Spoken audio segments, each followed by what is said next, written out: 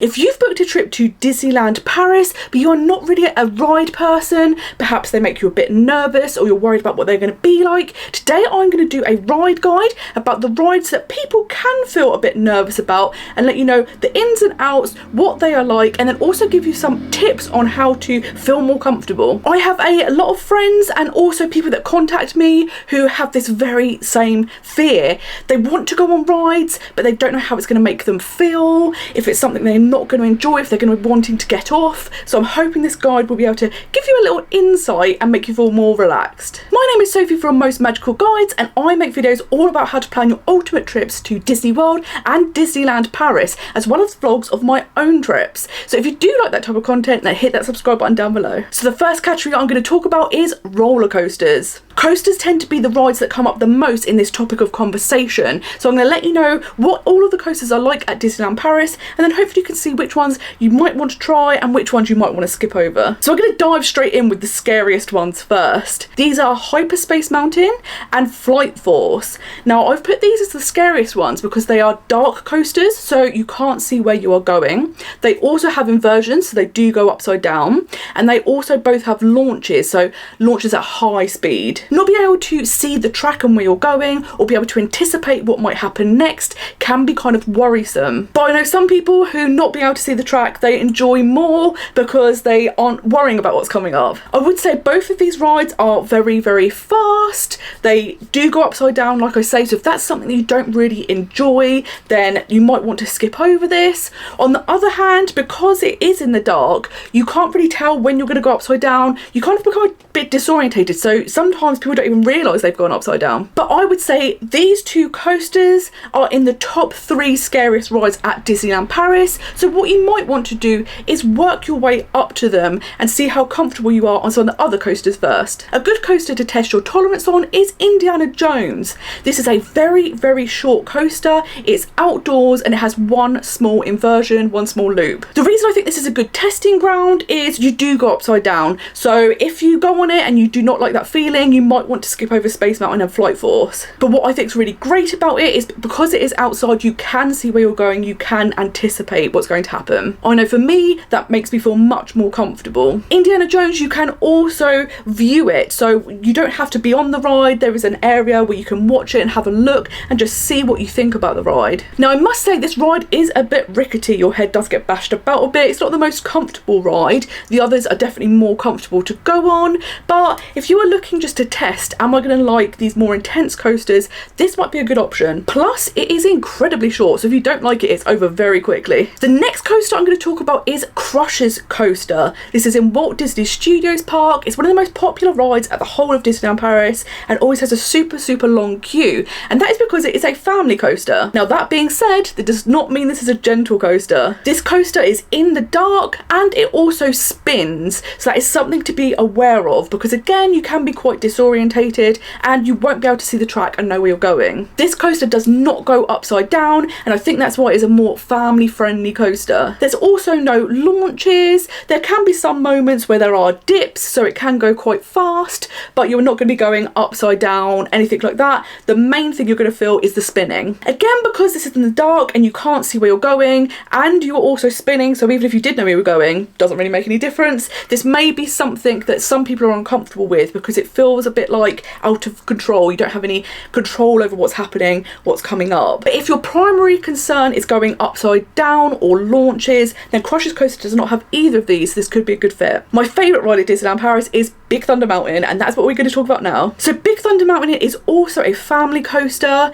It's outdoors. It has quite a long track, but there are no inversions. You do not go upside down. There is a tiny bit at the very end, which is in darkness. That's over very quickly. You can see the whole track layout when you're on this ride. It goes fast in some parts, but not excessively fast. There are also no launches on this coaster, and something that's really handy is you can see this ride from Frontierland, so you can kind of have a look at it, get a look at the layout and see the speed that it goes, and then assess whether it's something you would like. I would say if you're not a massive coaster fan but you're wanting to try them at Disneyland Paris, this is the ride to go on. This is the most accessible out of all of the rides because it is not in the dark, it doesn't go upside down, there's no fast launches, so this is generally the most comfortable uncomfortable and non-thrilling coaster that you will find. I mean, it is still thrilling, don't get me wrong, it's not a boring ride, but this is going to be something that most people would enjoy if they like going on coasters. So if you're thinking about trying a coaster out, this would be your best bet. Something I'm going to add here that technically isn't a coaster but kind of is RC Racer. This ride is in Toy Story Playground in Walt Disney Studios Park, and you get in a big car and then it kind of goes backwards and forwards. This ride can be quite thrilling because you do get airtime. When you go up, you kind of hang for a second or two and then come back, and it can feel quite fast. That being said, the only motion you have is the backwards and the forwards. You do not have a track. It's not like a traditional roller coaster. One thing to note is that when you do get to the top parts, it can be quite high. So if you don't like heights, this is something to consider. So next up, we're going to go on to another ride that is quite famous for being thrilling at Disneyland Paris, and that is the Tower of Terror. Earlier on, when I mentioned Space Mountain and Flight Force were in the top 3 scariest rides, I would say that this is the 3rd place. The theming of this ride is incredible, but the thing that it's famous for is the drops. In this ride, you are supposed to be in an elevator, you're sat down and it will go up and down, and they are actually controlled falls. Each ride has a different sequence, so you don't know quite what you're going to experience when you go on, but it is very thrilling. The reason why this is quite scary is because when you drop, you can come out of your seat, and you also have that feeling in your stomach when you're free falling. You also do drop from height. Most of the time you are in an elevator shaft, so you don't see, but at the very top there are lookout points, so you can see over Disneyland Paris. This is one of the most intense rides at Disneyland Paris, so what I would suggest is building up with some other rides to see your level of comfortability. If coasters are your concern but you're fine with other rides, then I think you will really love this. It is a super fun ride, but if you do not like the feeling of free falling, things like that, this may be one to skip over. A gentler version of Tower of Terror is the parachute drop in Toy Story Playground. This is a family friendly ride. You will see small children on this, so this can be a good option if you are thinking about doing Tower of Terror. You might want to try this ride out first. Unlike the Tower of Terror, for this ride you are sat in a seat, you have a seat belt and a bar in front of you to hold on to, but apart from that there is nothing around you, so your legs do dangle. If you don't enjoy heights, then this might not be the ride for you. This ride also has a controlled ascent and descent like the Tower of Terror, but it is a lot more gentle, not as high, and it's not as fast. So if you're unsure about the Tower of Terror, make sure you go on the parachute drops first, and if you enjoy that, then you can progress, and if you don't, you know to skip over the Tower of Terror. A ride that isn't meant to be scary at Disneyland Paris, but I actually find the most scary for me is Orbitron. This is over by Hyperspace Mountain, and you sit in little rockets and you go up and down. It's kind of like a space version of Dumbo. The reason I find this ride a little bit scary is because of heights. You do get to control how high your rocket goes, so that is good, so you do have control of that. So it might be a case of going on this ride and staying low if you don't like heights, but if you do enjoy heights, going straight to the top. The reason that I find Orbitron a bit frightening is when you first get into your rocket, it is tipped at an angle so it's easy for you to get in, and as you go upwards, it tips inwards, and that feeling of tipping inwards makes me feel like, oh my god, I'm gonna fall out. Now that is something I've completely created in my head. That is not what's happening, and it's not even possible for you to fall out. But that feeling of being at height and tipping, if that's something you feel like you might be uncomfortable with, you might want to stay at lower levels. It is worth noting though, if you are lower down, you do spin faster. So if you don't enjoy that spinning feeling, you might want to skip over this ride altogether. This next ride I'm going to add to the list. The ride itself isn't scary, but the ride system could be scary if you have claustrophobia. If you go on Star Tours, this is a simulator ride. It's super fun. Every time you go, there's a different story. It's a really great ride if you love Star Wars. But it is a classic simulator ride, so what will happen is your group will walk into the simulator and then the doors are closed, so you are enclosed inside a simulator. If you do not like enclosed spaces or suffer from claustrophobia, this could be triggering. As I say, the ride itself isn't frightening, but if you do not like like enclosed spaces, this might be one that you want to pass over. The final rides that I want to talk about are dark rides, and these typically are going to be something that everyone enjoys, but if you do have very small children, there are some rides that they may find a bit frightening. First up is Phantom Manor.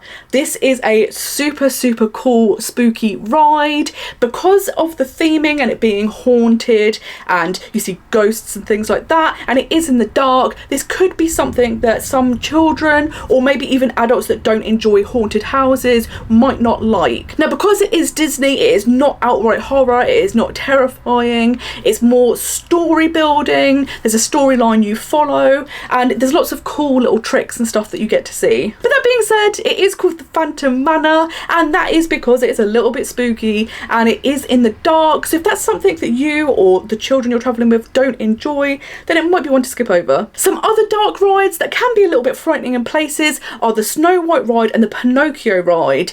These both are dark rides. You go on a little track, it's very slow moving, it's more of a storytelling ride, but there are moments such as seeing the old hag in Snow White or the big whale opening its mouth from Pinocchio that very small children may find a bit frightening. A dark ride that is one of the most popular rides at Disneyland Paris and most people enjoy is Pirates of the Caribbean, but it is worth noting that there are animatronics in this ride. It is a dark ride and there are a few small drops. This ride has incredible theming and typically it's something that people love to go and see. It's not frightening, none of the scenes are set up to scare you, but because there are animatronics that move and stuff like that, some people that do not like waxworks or animatronics might be a bit uncomfortable with this. And even though I say it's a dark ride, it just means that the environment is dark, but of course you can still see everything that's going on. The drops are very small, they're over very quickly, they're not like 50-foot drops like on a log flume, something like that,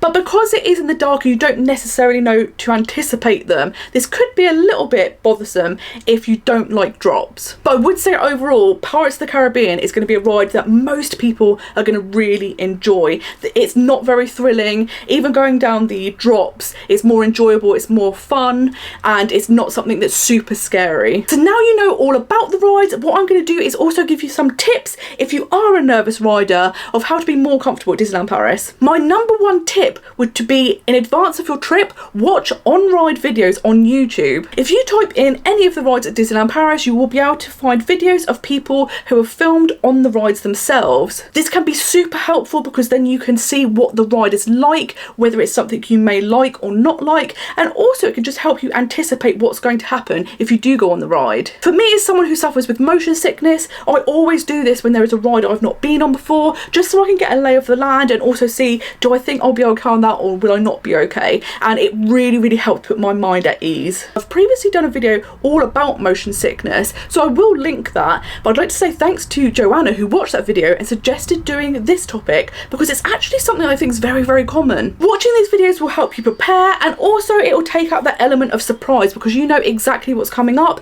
and this can definitely help you feel more comfortable. As I said earlier in the video, if coasters are the main thing that you're a bit nervous about, then build up. Start with Big Thunder Mountain. If you're okay with that, then you might want to do Indiana Jones if you're happy to do a loop and see what that's like. If not, you might want to go on Crush and then just build up your tolerance and see, this is okay for me, I'd like to go ahead, or I didn't really enjoy that so much, so this is my level that I'm going to stay at. One of the most difficult parts about being a nervous rider is the build up whilst you are in the queue. To get around this, I would recommend, if you are staying in a Disneyland Paris hotel, to maximise your use of extra magic hours to go on the rides you are nervous of. In extra magic hours, there are far fewer people in the parks, therefore the queues are much shorter.